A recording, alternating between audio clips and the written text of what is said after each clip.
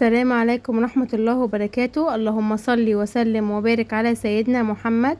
ازيكم يا حبايبي؟ عاملين ايه؟ يا رب تكونوا بخير. النهاردة بقى معانا فيديو جديد. اللي مشتركش في القناة ينزل يشترك ويفعل زر الجرس عشان يجيله اشعار بكل فيديو جديد بنزله. لايكاتكم بقى وكومنتاتكم. نبدأ بسم الله. اول حاجة النهاردة الفيديو بتاعنا حاجات بقى مريومة بقى بتاعت المدرسة، الادوات بقى والكتب والكراسات، التوك والزي والشنطة واللانش بوكس وكده، كله يا بنات. اول حاجة هنا معايا التوك دي مريومة اللي نقتها، ما بقدرش اقولها لا صراحة، دي حبيبة قلبي يعني، ربنا يبارك فيها يا رب، هي واخوها. هي اختارت دول، فطبعا احنا كنا نازلين عشان نجيب حاجة بيضة يعني عشان المدرسة، يعني انا نازلة عشان المدرسة، فهي بقى اختارت دول، فلقيت شكلهم لذيذ يعني وحلو، عجبوني برضو فجبتهم لها. الابيض فازرق دي والاتنين الصغيرين دول شكلهم حلو قوي صراحة في اللبس يا بنات، يعني جمال. والتوكة دي قلت كده لما اعمل لها دول حصان كده احطهم لها، والصغيرين دول اما اعمل لها ضفاير صغيرة، بس طبعا مش هيلم الشعر كله، ده صغيرين بس. وهنا بقى الشنطة بتاعتها، كنت قبل كده موريها لكم واحدة شبهها يعني، وما كنت في كارفور وكده قلت لكم نفس شنطة مريومة. هي بتتفتح كده عامله زي اكنها كتاب، هي ما بينها مغناطيس بتمسك الحاجه عشان تثبت الصوره بتاعتها يعني، ما تبقاش كل شويه تتحرك. ففيها 3 صور عامله زي الكتاب كده، شايفين طبعا يا بنات. هي بتحب موانا، فهي ساعتها هي اللي اختارتها يعني برضو. وهي صراحه كانت جميله يعني، ساعتها انا ما جبتها كنت حاساها جديده يعني. فيها بقى كام سوسته، عدوا بقى معايا، ادي 1 2 3 4، 4 سوست. هي بقى بشكلها كده من جوه برضو، هي برضو من بره مبطنه كده من جوه، ومن بره برضو عامله برضو كده عشان اما اصلا الطفل يجي يلبسها تبقى مريحه على ظهره زي ما انتوا شايفين كده. برضو متبطنه برضو من الدراع، برضو من كله صراحه. ده بقى اللانش بوكس بتاعها. هي يعني كل حاجه اللي بتبقى معايا فهي اللي بتختار، لان طبعا دي حاجتها، بس طبعا اما بتختار حاجه صراحه بتبقى حلوه يعني، مش هجيب اي حاجه وخلاص، بس هي اللي بتختار، فبتعجبني برضو اختياراتها، لان هي طبعا حاجتها لازم تبقى راضيه من جواها على الحاجه بتاعتها، ما تجيبش انا على ذوقي وهي تبقى مش مبسوطه بيها. بس اسمها ايه؟ مش عارفه اسمها ايه الكرتون ده، مش عارفه، تقريبا اسمها سنوات والاجزام السبع. المهم يعني، وفيها كده الايد اللي بتتمسك منها كده، ودي الازازه بتاعتها. هي حبت اللي هي تبقى عامله زي الزمزميه وفي نفس الوقت ازازه وكده، فهي برضو اللي قالت عليها.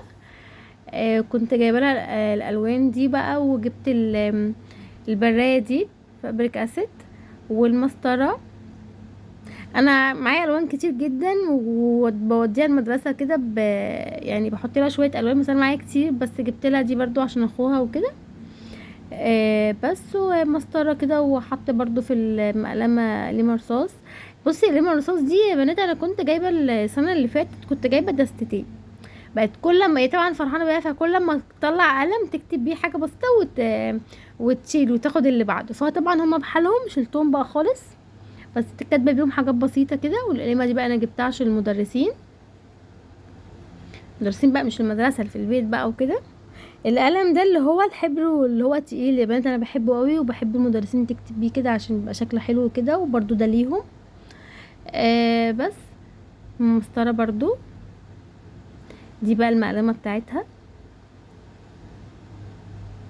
صوفيا، مكتوب اسمها طبعا على على المقلمه الكرتون وكده. هي بتحب الحاجه الاشكال الكرتون كلها، اللي بتحب عامه هي بتحب كل الباربي والحاجات دي كلها، وصوفيا وموانا والحاجات دي كلها. فيها سوستتين كده قدام، حطلها كده القلمة الرصاص، حطلها 2 عشان بخاف حاجه تضيع منها وكده، عشان ما تاخدش حاجه من حد، والجومه وكده والبرايه. وقدام بقى زي ما قلت لكم حطلها شويه الوان، لان انا عندي الوان كتير بجد، اللي هو اصلا كل شويه بجيب، فحطلها يعني قدام شويه. جبت بقى 3 كراسات، عربي وانجليزي وحساب. اللي هو بقى المربعات. احنا ما بناخدش ماس، بناخد حساب اهو. ده 40 ورقة مربعات يا جماعة، عاملة لكم الكاميرا عليها اهي. ودي بقى كده، بصوا دي كده بقى انجليزي.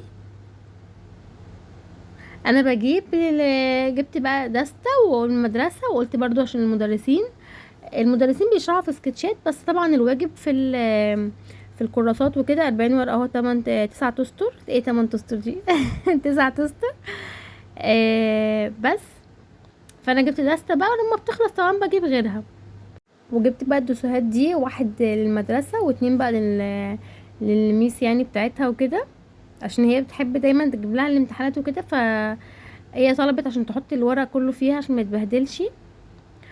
بس. وهنا بقى انا كنت حاطه لها كده على جنب 3 كراسات كده عشان المدرسه تروح كده بحد بقى هما ما يطلبوا يعني. شوفوا بقى هما عايزين ايه، لان انا لو بس كده اول يوم يعني حطهم لها في الشنطه. هنا المفروض ان انا كنت استلمت الكتب قبل الدراسه. هما قالوا يعني الكتب موجوده، فرحت استلمتها، عشان كده بقى صورتها.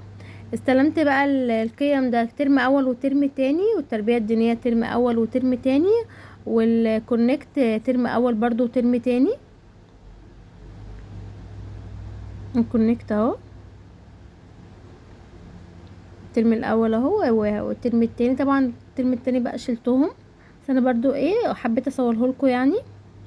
الخط العربي ده بيبقى الاتنين، للترم الاول وللترم التاني، واصلا المفروض يعني ده الوحيد اللي يعتبر كده ترم اول وترم تاني. بس ما استلمتش بقى، في المفروض لسه في العربي وفي اكتشف. معرفش بقى السنه دي هيبقى الحساب مع اكتشف ولا لوحده. بس دول بقى الكتب الخارجيه. ده الكونكت الانجليزي يعني يا بنات. أنا ان شاء الله باذن الله ان شاء الله هصور لكم فيديو لكل كتاب. انا عارفه ان الكتب غليت، وهصورها لاي حد، اي بنوته كده مش قادره تجيب الكتاب تقدر تاخد منه الكلمات. يعني هو مش لازم نجيبوه، احنا ممكن بس ناخد المفيد منه، اللي هو ايه الكلمات. ممكن ايه اكتب التدريبات بتاعه لكل درس، طبعا مش هتكتبه كله مره واحده. باخد بس الدرس عباره عن ايه كده، وممكن تكتبيه بقى وكده، تدي الكلمات لبنوتك. فان شاء الله باذن الله اصور لكم كتاب كتاب كده.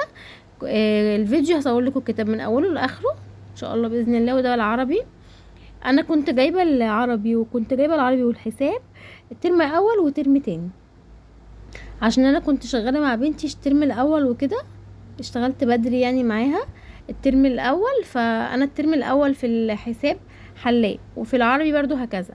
بس برضو هصوره لكم برضو عشان تاخدوا يعني الفكرة، اللي هو الموضوع نفسه اخدته، احفظ المعاني بتاعته، تدريبات وهكذا.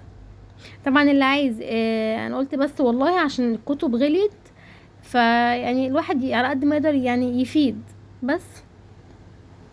فان شاء الله بقى استنوا بقى الفيديوهات الجايه الكتب. ودي بقى الزي بتاع مريومه، بنطلون كده كحلي، والتيشيرت موف.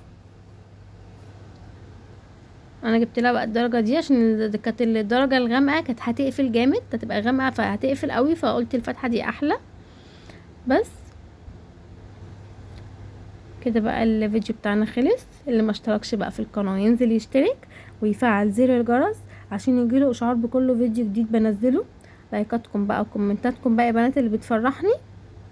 اشوفكم بقى في فيديو جديد، ومع السلامه.